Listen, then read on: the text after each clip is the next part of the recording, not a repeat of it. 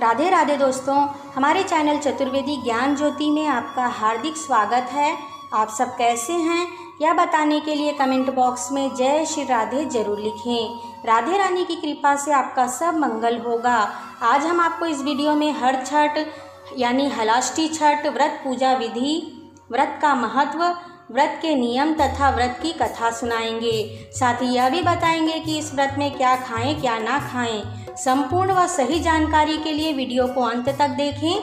यदि आप हमारे चैनल पर पहली बार आए हैं तो आप हमारे चैनल को सब्सक्राइब भी कर लीजिए। इससे आपको हमारे लेटेस्ट वीडियो अपडेट होते ही मिलेंगे।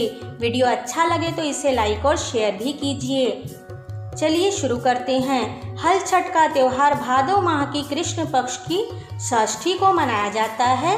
इस दिन भगवान श्री कृष्ण के बड़े भाई बलराम जी का जन्म हुआ था।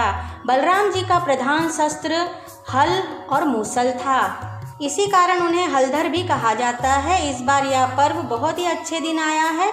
इस पर्व को पूर्वी भारत में ललई छठ के रूप में मनाया जाता है। यह पूजन सभी पुत्रवती महिलाएं करती हैं। यह व्रत पुत्रों की दीर्घ आयु, उत्तम स्वास्थ्य और सुख संपन्नता के लिए किया जाता है। हल छठ का व्रत बहुत ही नियम के साथ किया जाता है। यह पर्व किसानों का महत्वपूर्ण पर्व है। इस दिन किसान अपने हल व बैल बछड़ों की पूजा करते हैं, क्योंकि इस दिन बलराम जी का जन्म हुआ था तथा उनका प्रिय शस्त्र हल है। इसलिए इस दिन हल की पूजा करने का विशेष महत्व होता है।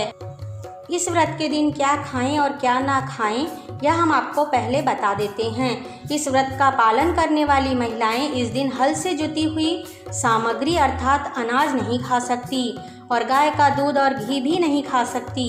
इस दिन इन्हें केवल वृक्ष पर लगे हुए खाद्य पदार्थ ही खाने की अनुमति होती है। इस दिन पसही के चावल या मोर धान खा सकते हैं, महुए को खा सकते हैं या पूरे दिन निर्जला व्रत रखने के बाद शाम को ही खा सकते हैं।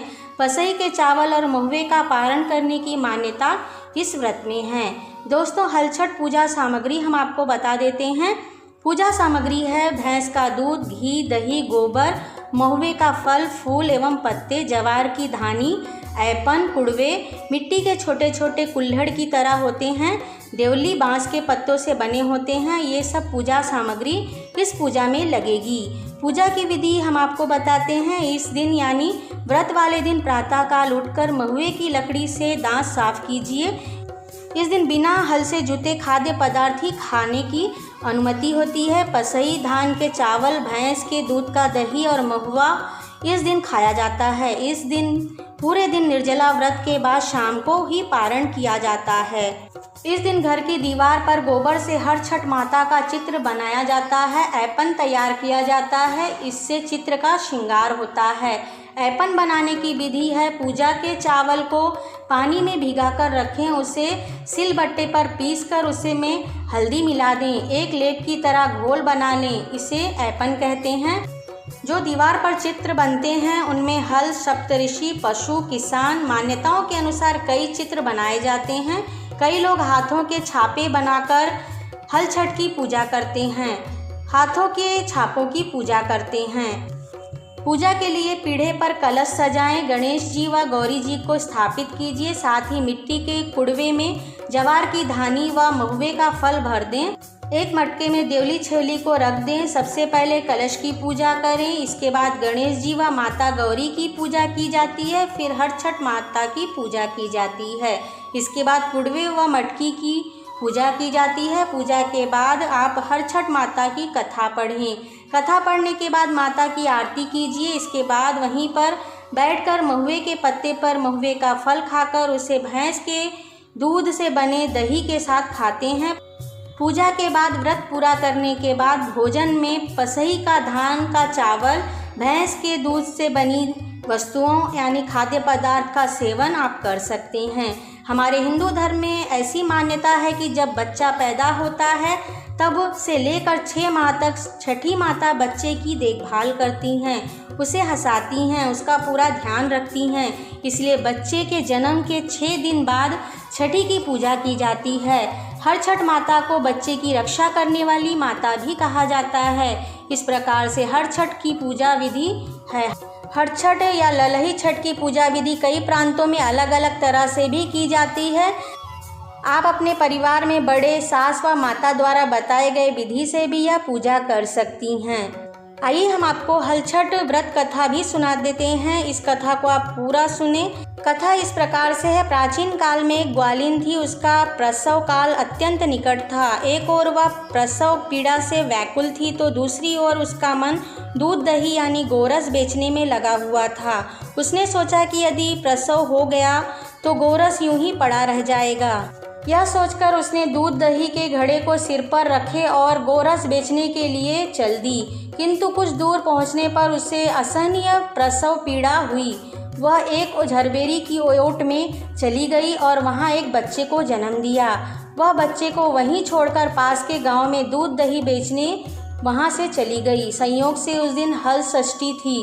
गाय भैंस के मिश्रित दूध को केवल भैंस का दूध बताकर उसने सीधे साधे गांव वालों में बेच दिया। उधर जिस झरबेरी के नीचे उसने बच्चे को छोड़ा था उसके समीप ही खेत में एक किसान हल जोत रहा था। अचानक उसके बैल भड़क उठे और हल का फल शरीर में घुसने से वह बालक मर गया। इस घटना से किसान बहुत दुखी हुआ, फिर भी उसने हिम्मत और धैर्य से काम लिया। उसने झरबेरी के कांटों से ही बच्चे के चिरे हुए पेट में टाके लगाए और उसे वहीं छोड़कर चला गया। कुछ देर बाद ग्वालिन दूध बेचकर वहां आ पहुंची। बच्चे की ऐसी दशा देखकर उसने समझने में देरी नहीं लगी कि यह सब उसके पापों की सजा है। वह सोचने लगी कि यदि मैंने झूठ बोलकर गाय का दूध न बेचा होता और गांव की स्त्रियों का धर्म भ्रष्ट नहीं किया होता तो मेरे बच्चे की यह दशा न होती। अंत मुझे लौटकर सब बातें गांव वालों को बताकर प्रायश्चित करना चाहिए। ऐसा सोचकर वह गांव में पहुंची जहां उसने दूध दही बेचा था। वह गली गली घूमकर अपनी करतूत और उससे फलस्वरूप मिले दंड का बखान करने लगी। तब स्त्रियों ने स्वधर्म रक्षार्थ और उस पर रहम खाकर उसे क्षमा कर दिया और आशीर्वाद दिया।